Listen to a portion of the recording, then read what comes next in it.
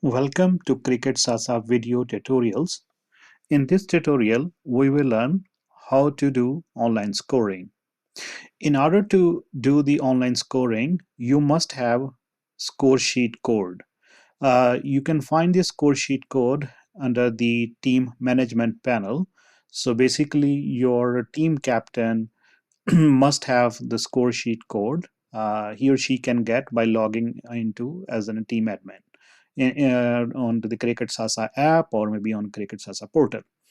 So once you have the score sheet code, then to start the scoring, all you have to do is go to the main menu and click on scoring option. So it will ask you the score sheet code. As I did mention earlier, you must have a score sheet code to start the scoring. I would like to mention a couple of things that to even before starting the online scoring, you must be the batting side. Bowling side does not have to do anything. Just the batting side has to start the score sheet.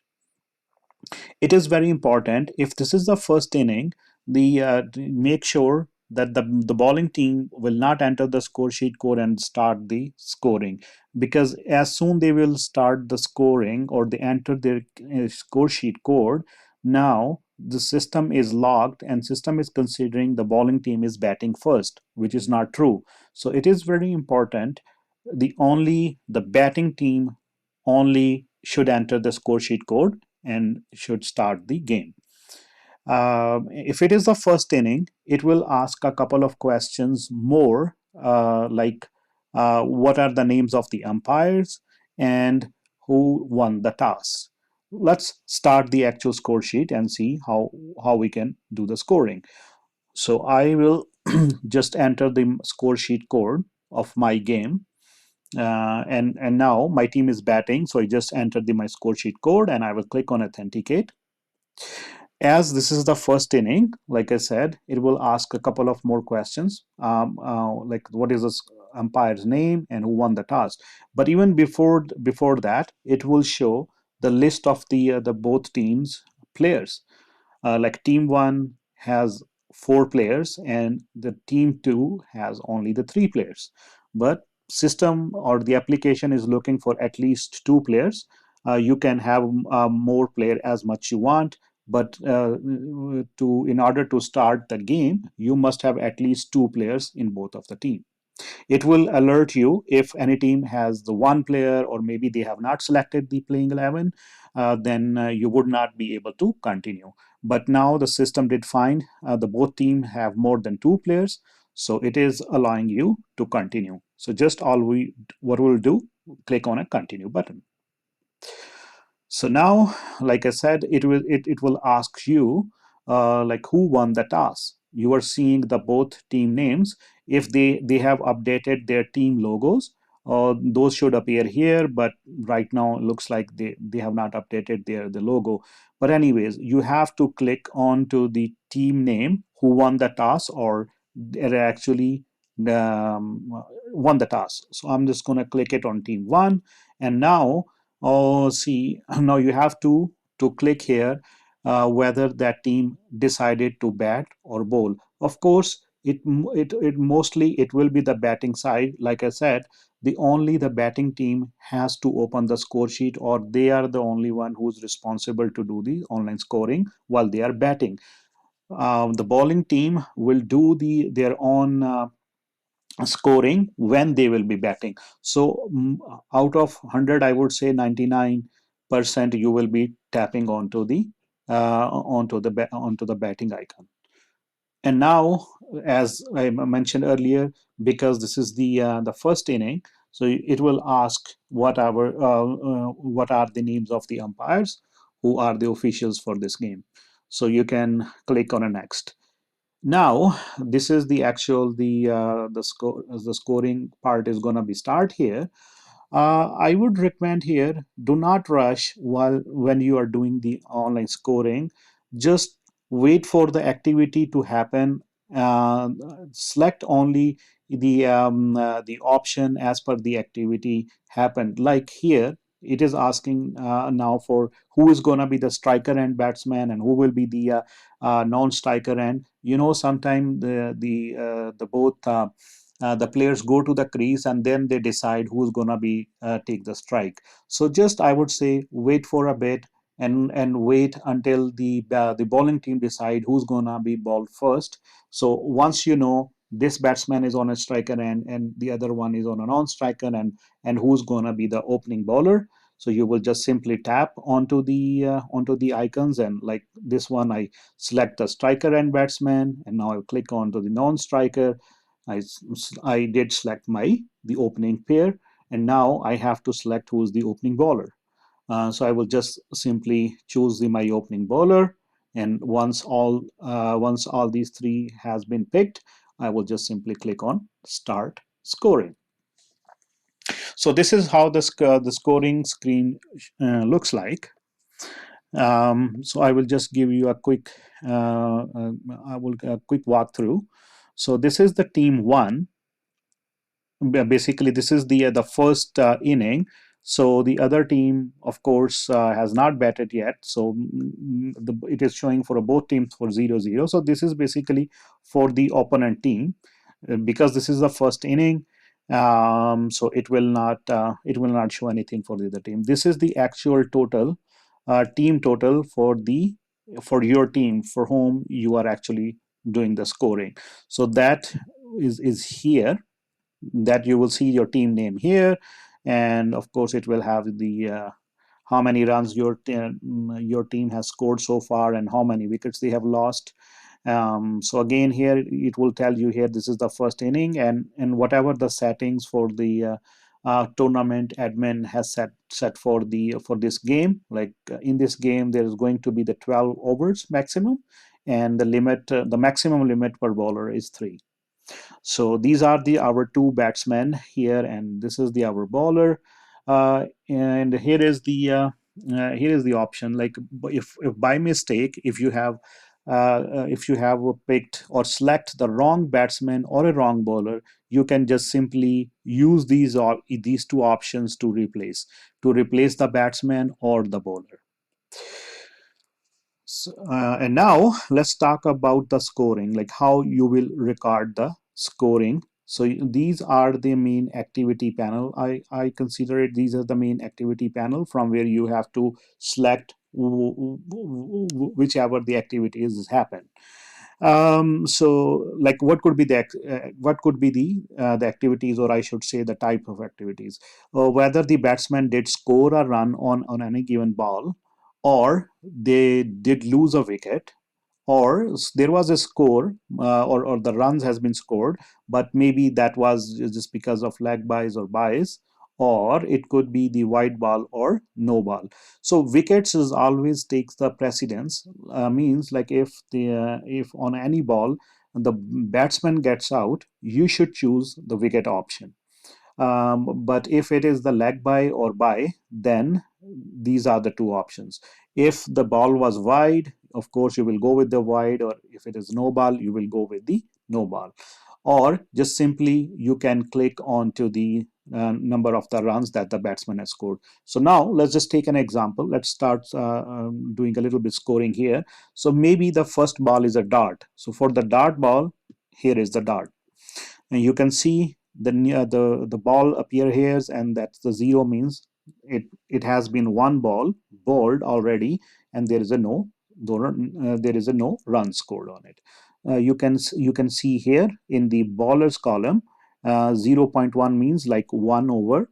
So this is the first over and one ball has been bowled, and score is still none. No, maybe onto the second ball there are the two runs, and now it is up to you. If you want to record the field, if you want to record the direction of the shots, it will help to see the batsman the performance at the end. But if you really do not want to record these, like for the games, especially the table or tennis ball, where you don't want to really see where you are hitting, so in order to disable this, what you can do is you can go to the settings, and you will see one option called a region selector. Just click to it, and here you can enable or disable. So right now it was enabled. I want to disable it. Means I do not want to record the direction of the ball. If you are playing the leather ball match, then maybe you want to record it, but it is up to you. Once you turned it off, it will turn off for all the inning. Rest of the inning, it will not ask you where what was the direction of the shot. So now you can see it. It's already been to the second. This is a second ball. On a second ball, there is a 2 runs, and now we can see it here. Your team is basically having the 2 runs, and 2 balls has been bowled already. Now maybe onto the third ball there is a 4 runs. So see, this time I pressed the 4, but the actually the map for the direction of the shot did not appear because we turned it off, and we do not want to use that. So maybe now let's record to the next activity. Record the next activity, which is maybe the 6 runs. So I will just click on a 6 runs, and you can see the now we have 4 balls that has been bowled. You can see it is here, it's a 4, and the team total is this. And now very important thing is to notice, see this asterisk sign here. Basically it shows who has the strike. That is important because who has the strike, basically all the runs that has been scored will awarded to that batsman. The striker will change automatically, but still you should keep on an eye if the system is deciding like who will be onto the strike. In case if, let's say for example, maybe just because of some mistake into the scoring, the striker should be with the Faraz because he's the one who's onto the striker end, but the system for somehow is showing to the other batsman Amit that he's on a strike. Then what you will do, you can simply use this icon where it has the 2 bats and the 2 arrows. If you will click on that, you can see now the strike has been changed. So you must keep an eye while you're scoring that if the static is showing to the right batsman who's actually onto the striker end. Now, maybe the next ball is a wide ball. So we will just click on a wide, and we will click onto the we will click onto the actual scores that maybe also the batsman ran well while it was the wide ball. So if they didn't ran, just you can is if it's just on a wide, you can click on a 1. Maybe it could be a possibility that keeper did missed it altogether. So and the ball did cross the boundary. So basically, in that case, there will be the 1 run for the wide and 4 runs for the boundary. So now we can record 5. But if nothing happened, it's just a simple wide ball. So we will just click on a 1.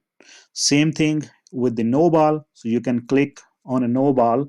And no ball, if it's just like a simple no ball, you can just pick 1. So if you will see it here, it has an actually the two portion. The top portion, the runs will be basically you can record the runs only for the no balls. Means if it was just a no ball and on a misfield as well, and the batsman maybe ran couple of runs, or maybe again the ball did cross the boundary for the 4 runs, so you will choose 5. Or maybe it was just a simple no ball, you will choose a 1 here. Maybe if the batsman ran only the 1 run, so 1 will be the no ball, and 1 whatever the you will add to the extra runs to it. So this is the case of a normal no ball delivery. Second one here is the special case. What is this? If it was a no ball, but still the batsman did play a shot, like maybe you have seen a lot of time when it was really a short ball, or it was a dangerous ball. Sorry, I should say not the short ball. If it was over the waist high, that normally the umpire will call as a no ball, but batsman still played it, and maybe he got a 6 or 4 on that ball. So basically, one will be the no ball, but for all the other runs that came through the bat of the batsman, and those will goes to the batsman. So you have to again count the one for the no ball and whatever the additional runs made by the batsman. Let's say if it was a no ball and batsman hit a 6 on it, so that means you will select 7 because 1 will be for a no ball and 6 runs that scored by the batsman. So in this, if you are choosing a number from this portion, what it will do, it will award one no ball runs to the team, but all other runs will goes to batsman. If you are choosing from the top portion any number, so all those runs are basically going to the team. Like I said, for example, if it was a no ball and the keeper was not able to collect the ball and ball did cross the boundary, in that case there will be a 1 run for a no ball and the 4 runs for the boundary, but all those will goes to the team. No run will go to the batsman. So that is a difference between these two. So now I will just pick a one simple no ball here. And now that's the case. Maybe on a next ball there was a 1 run, but it was a leg by. So we will just click on a leg by, and then we have to record that many the runs that has been scored by the batsman. And maybe on a next ball, now let's just take a different types of the wicket. Maybe on a next ball there is a wicket. So just you will click on a wicket. First, the system will ask you what type of dismissal it is. If it is a bold, so just simply click on a bold and simply that batsman will out.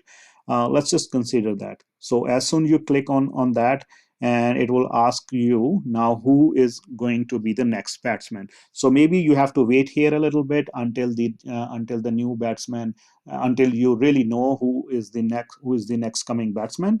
So I will just pick my next batsman, and now this was maybe the last ball of the over as well. You can see the next over button is highlighted. But before actually we click on to the next over button, I would like to mention one thing here. The number 16, that is showing that the number of the runs scored in this over. So you can see here the bowler already completed the 6th ball.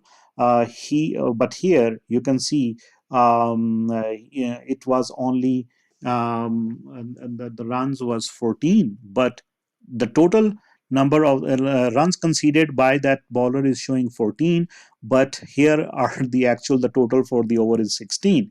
But buys and leg buys do not goes against the batsman. Oh, sorry, do not go against the bowler.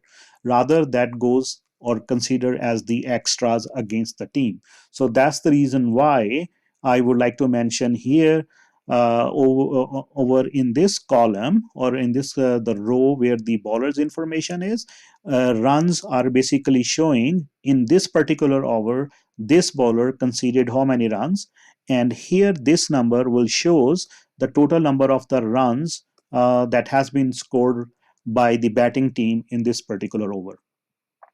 So the next option is really could be the go to the next over, or before actually we go to the next over, I would like also to mention the kind of back arrow.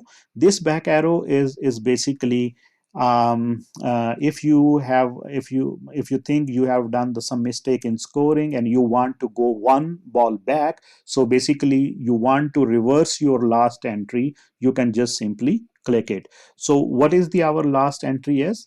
Actually there was a wicket, and we know even we have the new batsman in, but if it was a mistake, there was a no wicket actually, or maybe for some reason the decision was taken back from the umpire, so now the previous batsman you want the back on a onto the crease. So all you want to do is just hit one time this back arrow. You can see the last entry has gone, and you can see the actual the previous, the both batsmen are back.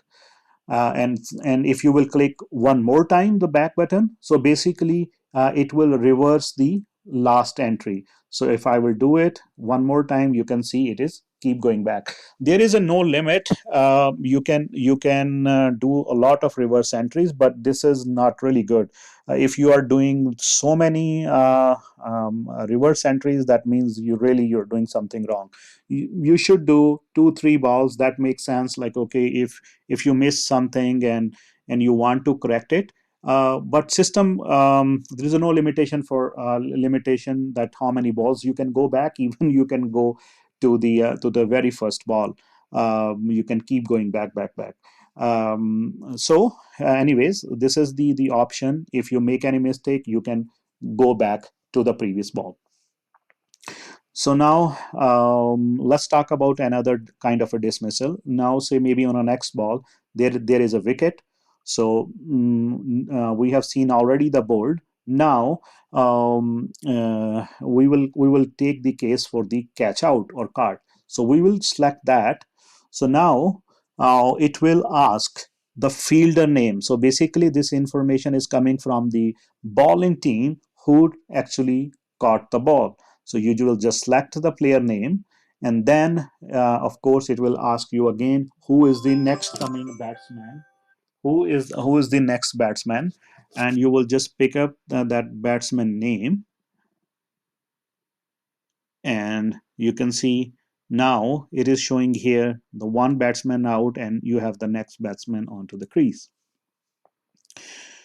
Okay, so now this is the end of the over. So how you will go to the next over? Just simply click on a next, and now it will show you the list of all the other all the players in the bowling team. So you will pick whoever is the next whoever is the next bowler and you can see it here. One over is completed, and in the first over there was 13 runs, and your team lost a 1 wicket. So now we have started the next over. Again, you have to wait for the activity. As soon the activity will finish, let's say the batsman in this activity, batsman ran the 1 run. So you will just click on a 1. If he made the 4 runs or hit a boundary, you just click on a 4. If again they lost a wicket, you simply can click onto the other wicket, and this time maybe we will choose a run out. Usually run out is the very important type of a dismissal. So now you have to choose, because system cannot determine who got run out. So it will give you the both options, like the both name of the both batsmen who were onto the crease. So you will choose whoever will get run out. And now it's very important to note here that run out could be on any type of any type of a delivery. It could be run out on a legal ball, or maybe it was a leg by or by. But still, if the batsman was trying to steal a run, but he or she got out, maybe it was a wide ball.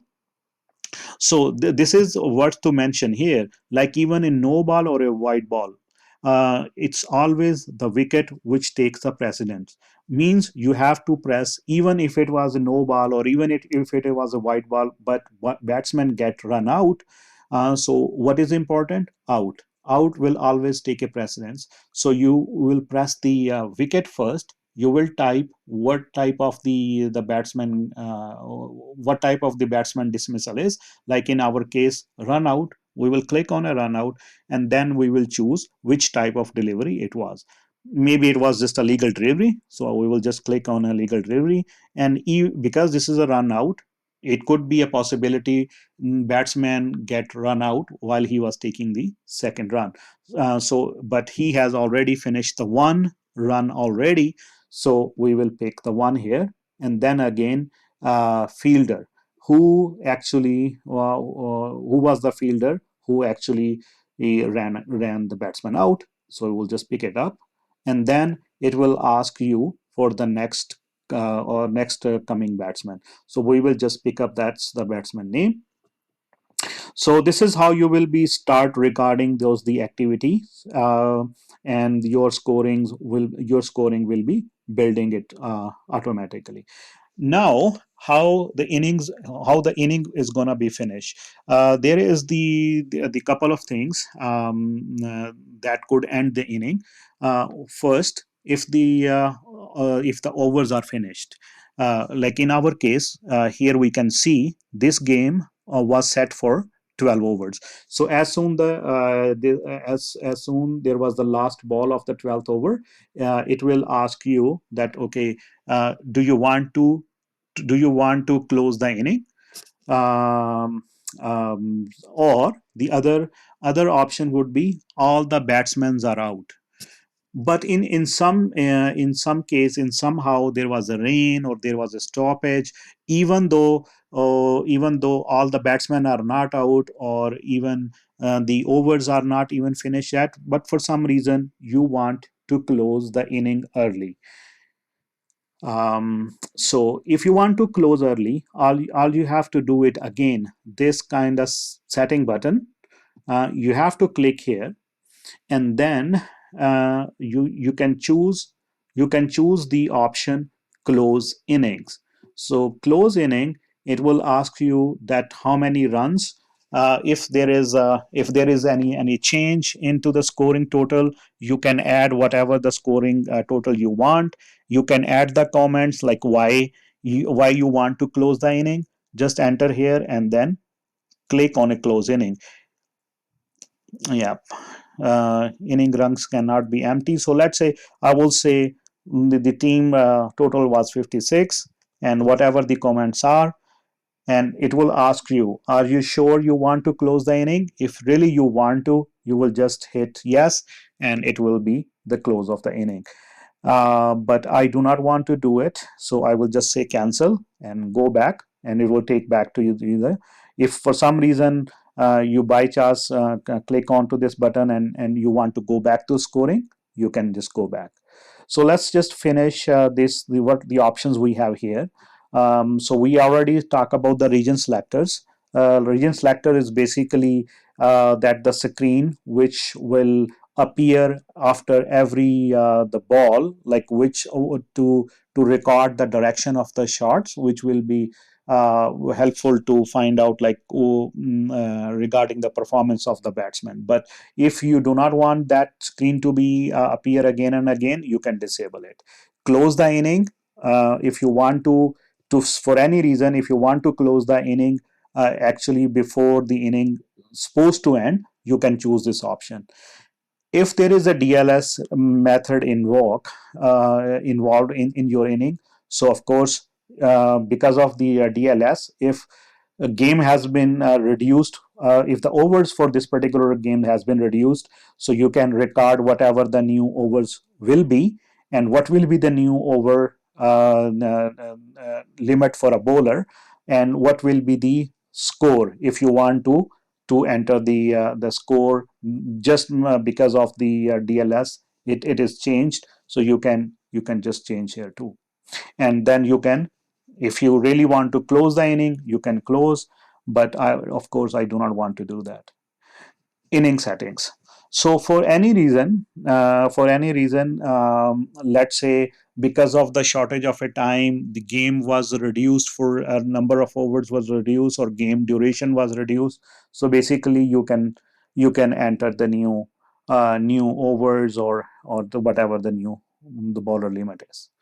Uh, so go back here. So I will continue, start scoring, continue the scoring, and now maybe on to the next ball. On to the next ball, I just want to uh, to give it a out.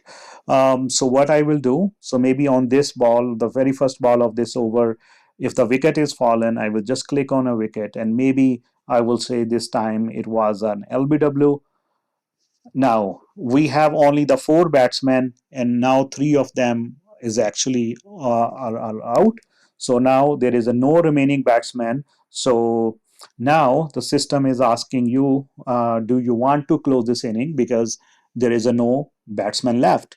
But if by mistake you enter out, and maybe the batsman was not out, or maybe the decision was reversed, so I would say just wait here.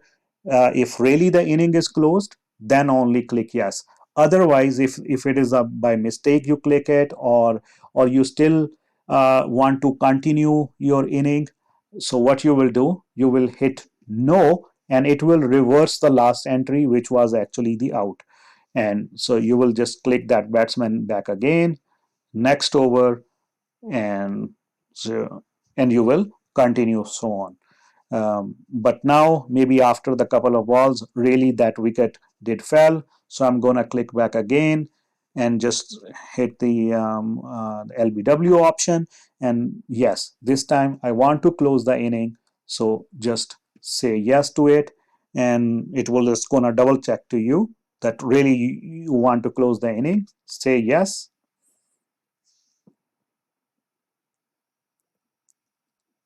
and that's it. And here you have to wait a little bit. So it will ask you the two times, just because just want to make sure really the inning has been closed. Once inning has been closed, then you cannot make any changes. Then only your tournament admin can make a changes into score sheet. You cannot do anything. That's the reason why it will double ask before ending the inning. And it is very important, just make sure you have seen this message that the first inning has been closed. If for some reason you did not finish your inning, so and you were doing the scoring for the first inning, second inning will not be able to start because system is still considering the first inning is still in the progress. So very important to close the inning, either if it was the shortened because of a rain, so you can use the DLS method and close the inning early, or if all the batsmen are out or the overs are finished, just click make sure the inning has been closed. So this is how you can do the online scoring. I hope this will be helpful for you. Thank you.